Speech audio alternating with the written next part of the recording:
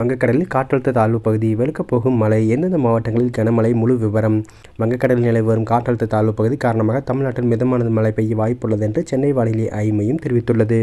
அடுத்த 7 தினங்களுக்கு வானிலை முன்னறிவிப்பு. 30/9/2025 மாலை மத்திய மேற்கு வங்கக்கடல் பகுதியில் நிலவிய காற்றழுத்த தாழ்வு பகுதி 1/10/2025 காலை 8:30 மணி அளவில் ஆழ்ந்த காற்றழுத்த தாழ்வு பகுதியாக வலுப்பெற்று அதே பகுதியில் நிலவியது. இது மேலும் வடக்கு வடமேற்கு திசையில் நகர்ந்து அடுத்த 12 மணி நேரத்தில் அதே பகுதி காற்றழுத்த தாழ்வு மண்டலமாக வலுப்பெற்றது. இது மேலும் வடக்கு வடமேற்கு திசையில் நகர்ந்து ஆழ்ந்த காற்றழுத்த தாழ்வு மண்டலமாக வலுப்பெற்று தெற்கு ஒரிசா வடக்கு ஆந்திர கடற்கரை பகுதியில் அக்டோபர் 3ஆம் தேதி கரையை கடக்கக்கூடும் என்று தெரிவிக்கப்பட்டுள்ளது.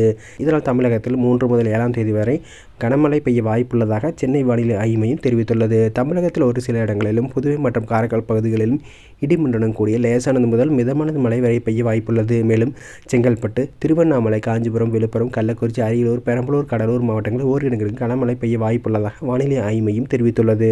மீனவர்களுக்கான எச்சரிக்கையை பொறுத்தவரை 2/10/2025 மற்றும் 3/10/2025 ஆகிய தேதிகளில் தென் தமிழக கடற்கரை பகுதிகள், மன்னார் வளைகுடா மற்றும் அதனை ஒட்டிய குமரிக்கடல் பகுதிகளில் சூறாவளி காற்று மணிக்கு 40 முதல் 50 கிலோமீட்டர் வேகத்திலும் இடையிடையே 60 கிலோமீட்டர் வேகத்திலும் வீசக்கூடும் என்று வானிலை ஆய்வு மையம் தெரிவித்துள்ளது.